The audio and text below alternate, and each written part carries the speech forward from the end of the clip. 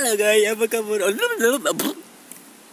Waduh, kemarin gue dimarahin sama istri gue gara-gara BH-nya dijadiin masker sama gue. 7 minggu men, gue kagak dikasih jatah sama dia. Burung emprit gue men, pusing. 7 minggu kagak dikasih jatah sama istri gue, burung emprit gue pusing. Aduh, daripada burung emprit gue pusing, mending kita ngopi dulu ya. 3 menit we ya, ngopi dulu.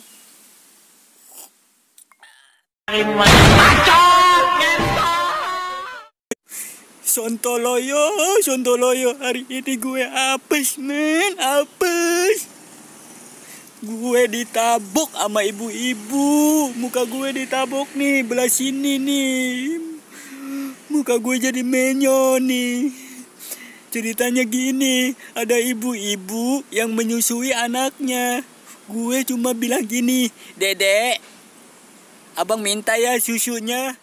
Si ibu itu malah nabok gue. Kalau ada kopi di depan muka, gak usah aku minum. Lagi puasa. Kalau ada rokok di depan mata, gak usah aku kenyot.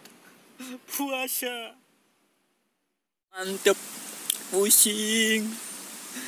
Babe gue lagi marah-marah lagi. Gara-gara kolornya dijadiin masker lagi sama gue. 7 bulan men, 7 bulan.